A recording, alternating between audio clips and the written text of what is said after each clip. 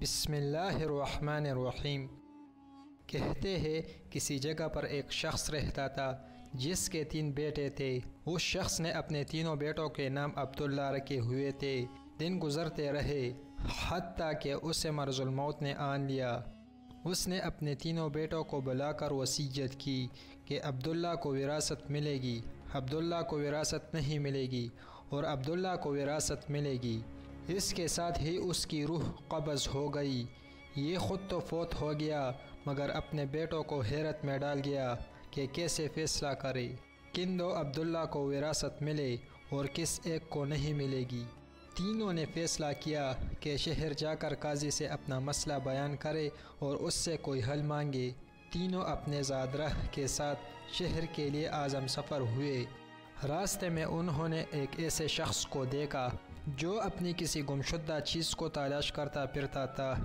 ان بھائیوں کے پوچھنے پر اس نے بتایا کہ اس کی اونٹنی گم ہو گئی ہے جسے وہ تلاش کرتا پھر رہا ہے۔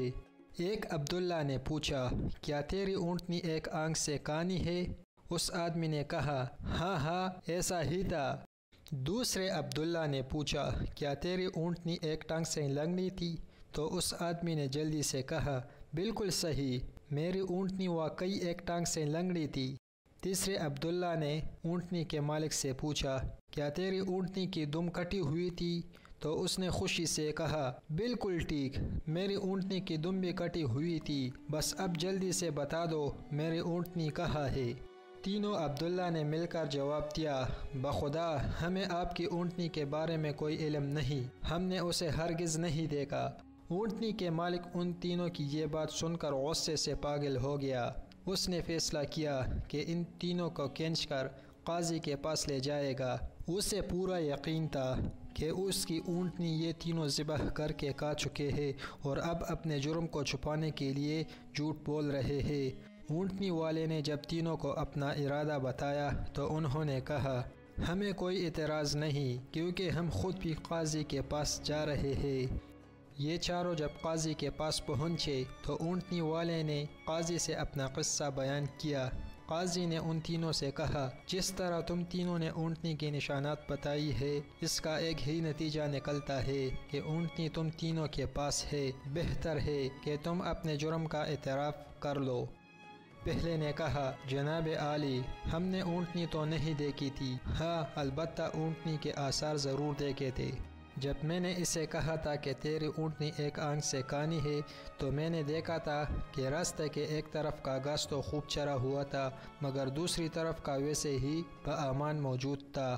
اس کا ایک ہی مطلب تھا کہ اس شخص کی اونٹنی ایک آنکھ سے کانی رہی ہوگی۔ دوسرے عبداللہ نے کہا، میں نے دیکھا تھا کہ راستے میں 3 قدم تو گہرے لگے ہوئے ہیں جبکہ 4تھا قدم زمین پر معمولی پڑا ہوا تھا، جس کا مطلب بس اتنا ہی بنتا تھا کہ یہ جانور لنگڑا بھی تھا۔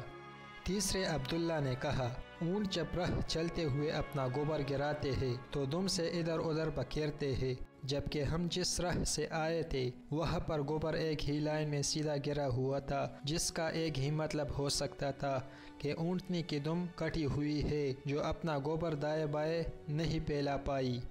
قاضی نے بغیر کسی دیر کے اس آدمی کی طرف دیکھا اور کہا، تم جا سکتے ہو، تمہاری اونٹنی ان لوگوں کے پاس نہیں ہے اور نہ ہی انہوں نے اسے دیکھا ہے۔ اونٹنی والے شخص کے جانے کے بعد ان تینوں بھائیوں نے قاضی سے اپنا قصہ بیان کیا، جسے سن کر قاضی بہت حیران ہوا۔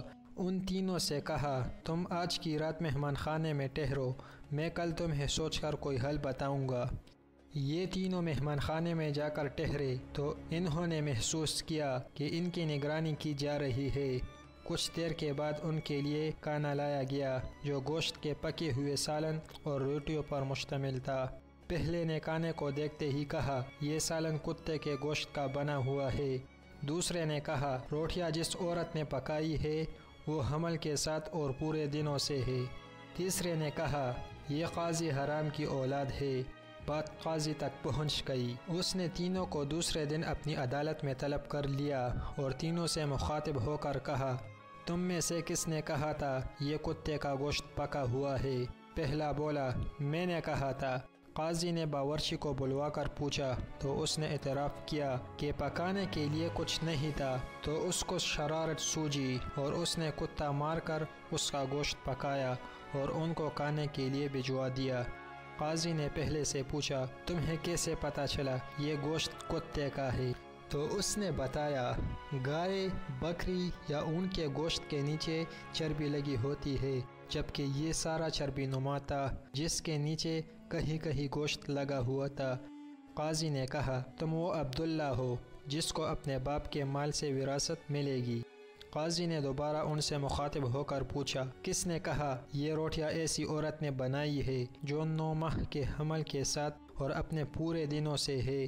جواب میں دوسرے نے کہا میں ہوں جس نے یہ کہا تھا۔ قاضی نے پوچھا تمہیں کیوں کر یہ لگا؟ تو اس نے کہا میں نے دیکھا روٹیاں ایک طرف سے پھولی ہوئی اور خوب پکی ہوئی ہے تو دوسری سے کچی اور موٹی رہ گئی ہے، میں نے اس سے یہی اخذ کیا روٹیاں بنانے والی ایسی خاتون ہے جس سے تکلیف کے مارے زیادہ جھکا نہیں جا رہا اور وہ سامنے کی چیز بھی نہیں دیکھ پا رہی، جس کا مطلب یہی بنتا تھا کہ عورت حاملہ ہے اور روٹیاں بنانے میں تکلیف محسوس کرتی رہی ہے۔ قاضی نے اس دوسرے سے بھی کہا تم وہ عبداللہ ہو جسے اس کے باپ کے ترکہ سے وراثت میں حصہ ملے گا۔ پھر قاضی نے تینوں سے مخاطب ہو کر پوچھا یہ کس نے کہا تھا میں والد الحرام ہوں؟ تیسرے نے جواب دیا کہ یہ میں نے کہا تھا۔ قاضی اٹھ کر اندر گیا اور اپنی ماں سے پوچھا کہ کیا یہ سچ ہے کہ وہ حرامی ہے؟ تو اس کی ماں نے کہا یہ سچ ہے کہ تم حرام کے ہو۔ قاضی نے واپس آ کر اس تیسرے عبداللہ سے پوچھا تمہیں کیوں کر معلوم ہوا میں حرامی ہوں؟ تو اس نے جواب دیا اگر تم حلالی ہوتے تو مہمان خانے میں ہم پر نگران نہ مقرر کرتے، نہ ہی کتے کا گوشت پکوا کر ہمیں کھانے کے لیے بھجواتے اور نہ ہی کچی روٹیاں کسی مظلوم عورت سے بنوا کر ہمیں کھلاتے۔ قاضی نے اسے مخاطب کرتے ہوئے کہا کہ تم وہ عبداللہ ہو جسے اس کے باپ کے مال سے ورثہ نہیں ملے گا۔ تیسرے نے حیرت کے ساتھ قاضی کو دیکھا اور پوچھا مگر ایسا کیوں ہے؟ قاضی نے کہا کیونکہ ایک حرامی ہی دوسرے والد الحرام کو ٹھیک ٹھیک پہچان سکتا ہے اور تم بھی میری طرح حرام کی اولاد ہو۔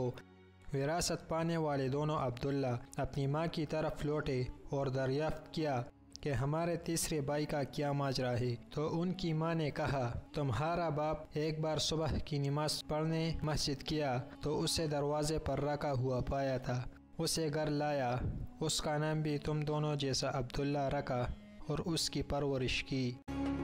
جی تو ایسی ہوتی ہے عربوں کی حکایتیں جن میں حکمت کے درس بھی ہوتے ہیں۔